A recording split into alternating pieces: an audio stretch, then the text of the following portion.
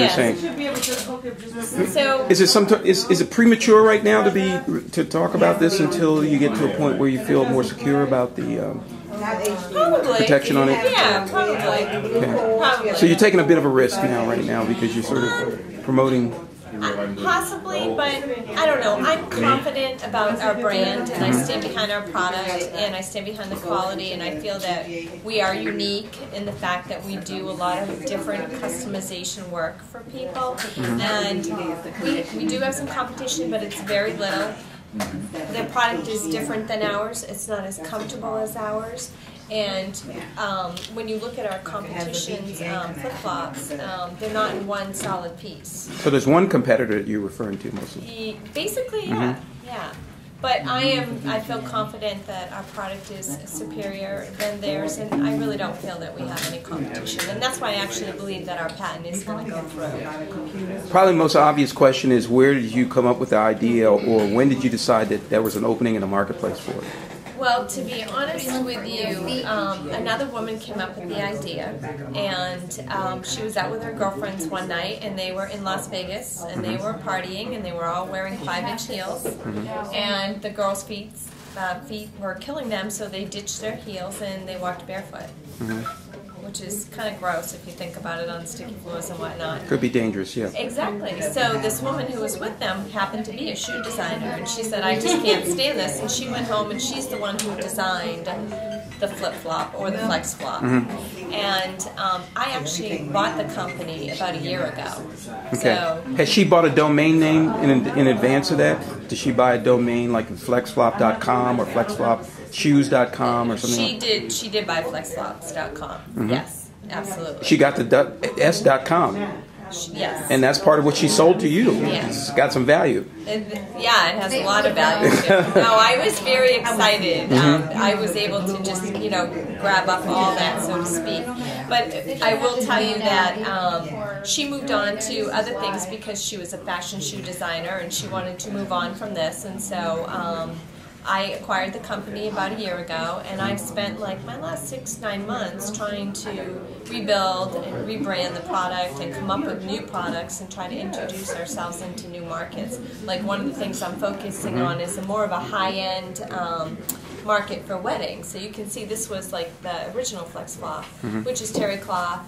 And was that the one that you had inherited then? Yeah. Okay. Yeah, it is. And so it's terry cloth, and it's it's a little bit thicker, and it's an emergency flip flop. You put it in your pocketbook. You always have it. You have it at the poolside when you're going to spas, things like that. But so you can tell it's not really dressy for at night. So this is a line that we're going to launch very quickly here, and this is all satin, and the bottoms are different. They're more sturdy.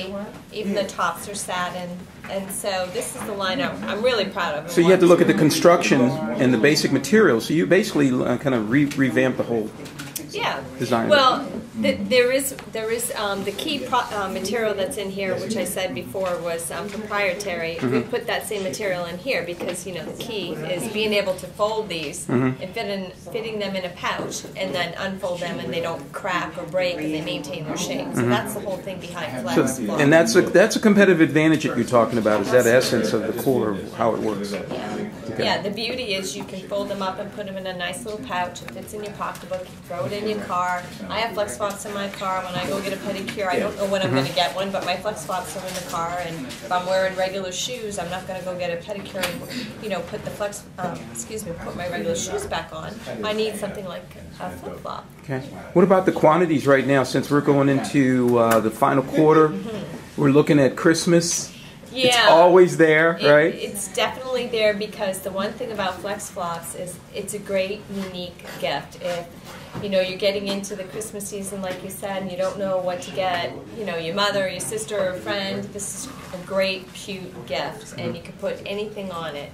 So our sales are really starting to ramp up right now. We spent a lot of time trying to, rebrand ourselves and market the product, and that's really starting to have a big impact. Did you personally take a trip over to the manufacturers when you were deciding who was going to build the mass quantities that you're going to need for the future? You know what? It's on my list of things to do. I have not done that yet. I've been over to China many times, which is where we do manufacture these, but I have not. Really? That's a surprise to hear. Haven't been to the factory yet, but will shortly. Okay. Yeah. So if you're doing the corporate gifts kind of thing, and someone, let's say you get a hold of IBM, one company that just says, you know what, we really like this idea, we want to distribute it as a general gift to our staff from here to God knows where. It might be even all the way over to Europe, you know, Right. and then you have to deal with a good problem, and that is the mass Right. of handling an order like that. Are you dreaming about that problem coming up soon? I'm dreaming about it. I'm definitely prepared for it. And when I say I'm prepared for it is one thing I have done is sought out backup factories because I don't want to just put all my eggs in one basket with one factory, because if this does get as big as I believe it's going to, I want to be able to produce this in multiple factories so we can be able to have our FlexiFlops in many stores, you know, whether it be across this country or go internationally. And I have had some international inquiries as well. Do you think there's any way that possible that you could figure out you could do this domestically, though? I mean, wouldn't it be nice if you could get this done here? You know what? That's just a dream.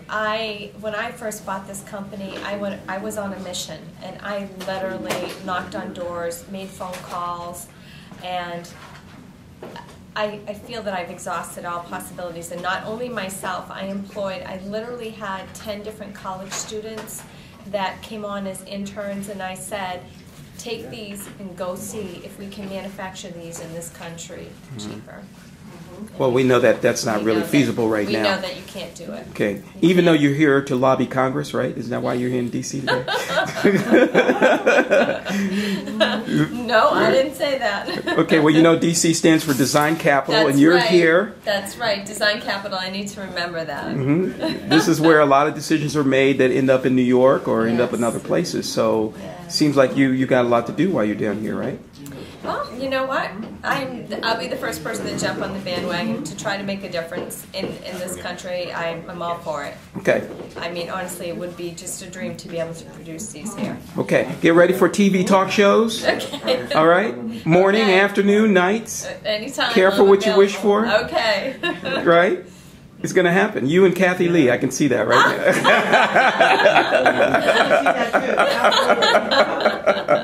All right, let's get a shout out to Kathy Lee and Oprah while we're at it. Maybe Ellen, put her on the dais as well, right? Yeah.